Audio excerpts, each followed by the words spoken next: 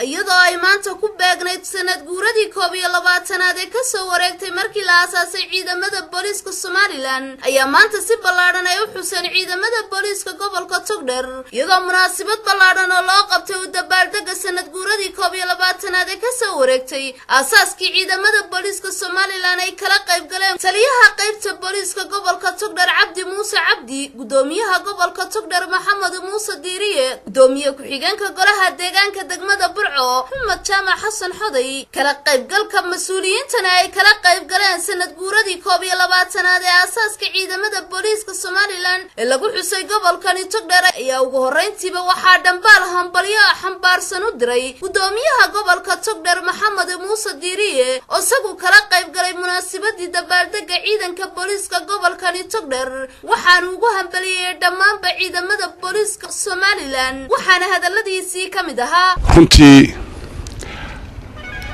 ciidanka boolisku kaalinta uu kaga jiro muxuu ahaa nabadgelyada iyo qarannimada Soomaaliland maanta isu sheegmayno waa ognahay waa halbowlaha ummaddu ay ku seexato ee ay ku soo toosto arrimahooda gudaha oo guri walba يعني ku seexdo qof walba halkiisa ku nagaado ku nool yahay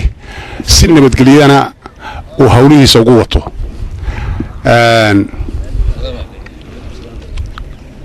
ciidanka boolisku maanta waa 22 jirsateen hadda 22 jirsateen waxa filayaa wax badan oo muddadii ciidanka la aasaasay intii ka dambeysay idin kordhayo darajada maanta aad sidataan muddo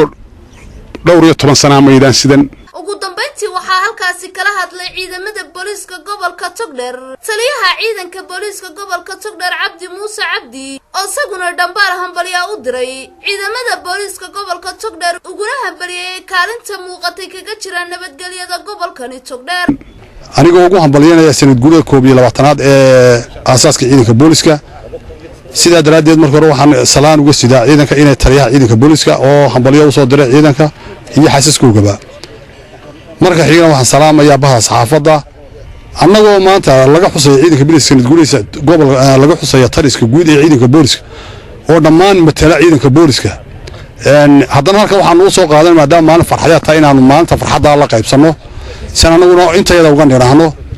aan dadweynaha iyagana u sheegnay iyo gobolka Togdheerna inaanu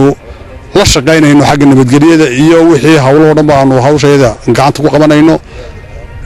dadweynaha reer Togdheerna aad baan ugu hambalyeynaya sida ay wanaagsan ee ay amniga uga shaqeeyaan